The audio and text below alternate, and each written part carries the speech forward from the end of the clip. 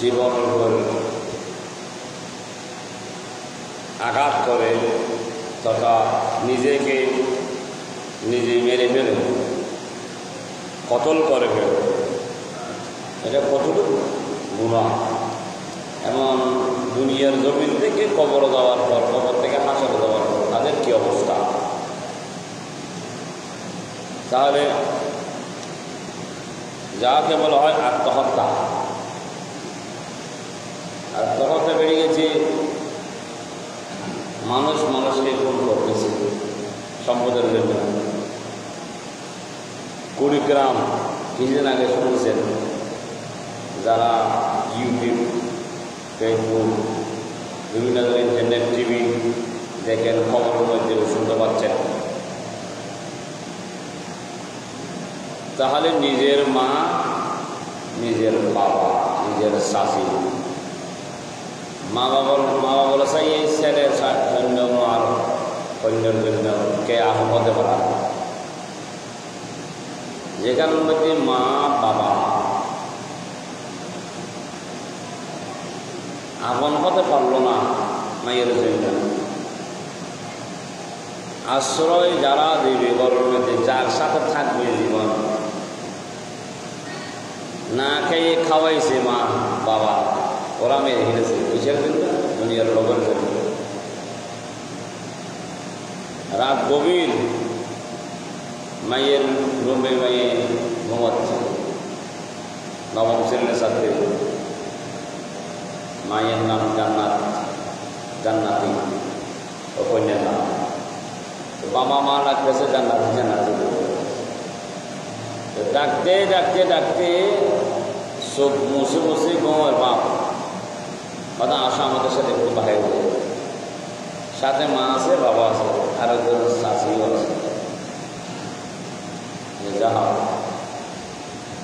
বাইরেটা বাদ দিলাম, শাশি হোক, খালা হোক, খুবই হোক, কিন্তু নিজের মা বাবা আর একজনকে মানে মেরে ফেলেছে, আর একজন ওকে বলবো আমরা মানিনি, আমার মেয়েকে ওই তার ঘর থেকে নিয়ে গেছে, মেরে ফেলেছে, এতটুকু।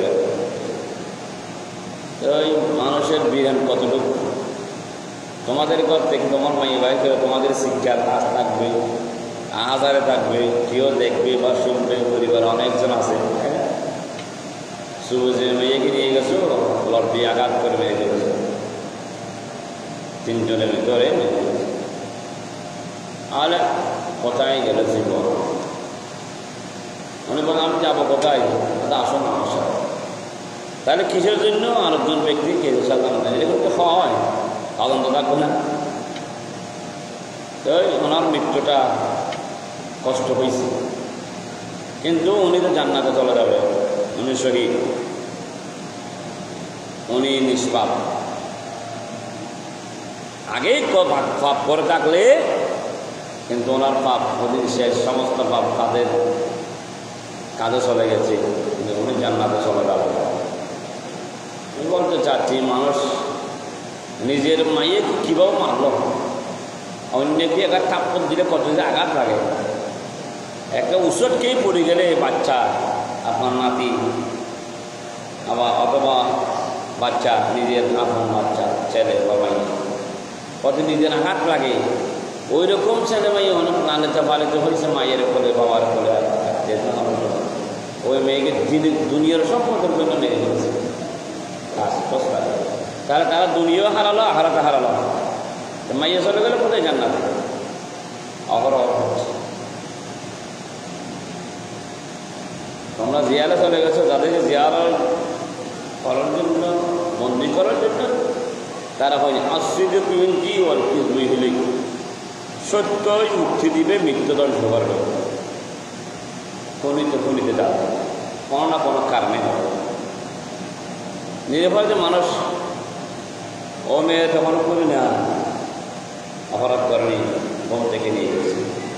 যা আল্লাহ প্রত্যেককে হেদায়েতের রাস্তা করুন, আমিন।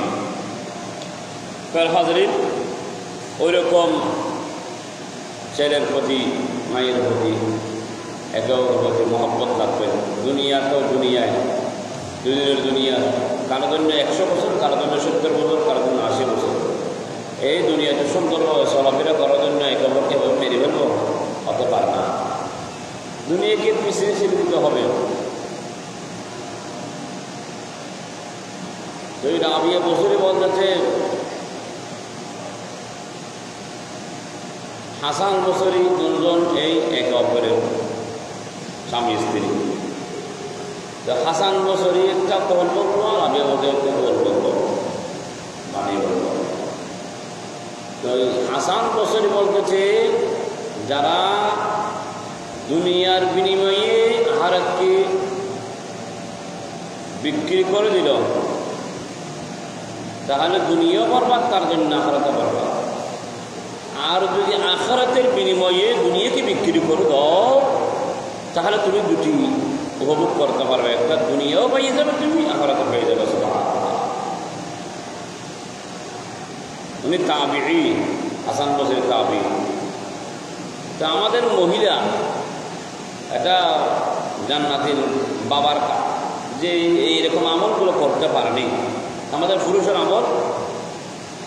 হাসান বসরি কি আমল করেছে? দুনিয়ার বিনিময়ে তুমি আখিরাতকে বিক্রি করে দিও, তাহলে দুনিয়া হারাবে, হারাতে হারাবে। আর আখিরাতের বিনিময়ে দুনিয়াকে বিক্রি করে দাও, তাহলে তুমি দুনিয়া পেয়ে যাবে, আখিরাত পেয়ে যাবে। রাবিয়া বছরী বলতেছে আমি এমন একটা কাজ করবো যে কাজের মধ্যে আল্লাহ এবং আমার রসুল খুশি হবে। দুই হাতের মধ্যে দুইটা জিনিস দিয়ে চলে যাচ্ছে, যেতে যেতে যেতে একটার মধ্যে পানের কলসি আর একটা হাতের মধ্যে হাতুড়ি। আর অন্য মহিলারা বলতেছে আপনি মা যাবেন কোথায়? জান্নাতের মা লাঠি নিয়ে আসে, লোহার লাঠি, মেয়েকে মেরে ফেরার জন্য। তো রাবিয়া বছরে নিচ্ছে কি হাতুড়ি, এটা মারব কি? মা কোথায় মারবেন এই লাঠি দিয়ে? আগুন দিয়ে কি করবেন? তুমি বলতেছে আমি আগুন দিয়ে জাহান্নামের আগুনকে নিভিয়ে দেব, আর লাঠি দিয়ে জান্নাতকে সুরমার করে ফেলবো, ভেঙে ফেলবো। কেন? লাঠি দিয়ে আপনি জান্নাত সুরমার করে ফেলবেন, ভেঙে ফেলবেন, জাহান্নাম পানি দিয়ে নিভে ফেলবেন, যেন দাও দাও করে না করে। উনি বলতেছে, রাবিয়া বছরী বলতেছে এই জন্য যে আমি জাহান্নাম যখন না পানি দিয়ে নিবেই দেব, জাহান্নামের ভয়ে কেউ ইবাদত করবে না, করো কেমন এটা আমি চাই না। জাহান্নামের ভয়ে কেউ ইবাদত বন্দেগী করো আমি চাই না। আর জান্নাত পাওয়ার আশায় যারা ইবাদত বন্দেগী করে সেই জন্য জান্নাতকে সুরমার করবেন। তো কি কেউ করে জান্নাত পাওয়ার জন্য, আর কেউ জাহান্নাম থেকে রক্ষা পাওয়ার জন্য ইবাদত বন্দেগী করে। কিন্তু রাবিয়া বছরী বলতেছে না, কেউ যেন জান্নাত পাওয়ার জন্য ইবাদত বন্দেগী না করে, জাহান্নাম হয়ে যেন ইবাদত বন্দেগী না করে। কারো জন্য ইবাদত বন্দেগী করবে যিনি কুল কায়নাতের মালিক, যিনি জাহান্নামের মালিক, যিনি জান্নাতের মালিক, যিনি হারদাতা, যিনি দুনিয়া সৃষ্টি করেছেন। আমি আপনি কোথায় থেকে কোথায় এসে আসার জন্য ব্যবস্থা করে দিয়েছি, ওই মালিকের জন্য ইবাদত বন্দেগী করে আমি সেটা আমি আল্লাহ বান্দা বন্দনী থেকে সেটা শাস্তি। সুবহানাল্লাহ। ওই শিক্ষা আমাদের থাকতে হবে। যখন ওই শিক্ষা আমরা গ্রহণ করব, আর আমাদের সমাজের মধ্যে মারামারি, হারাহারি, অপবাদ দুনিয়ার জন্য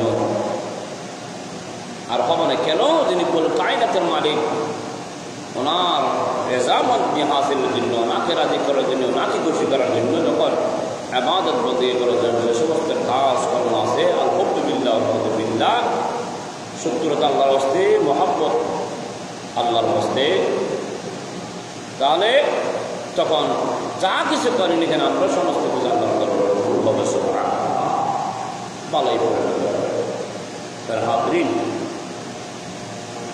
রসুল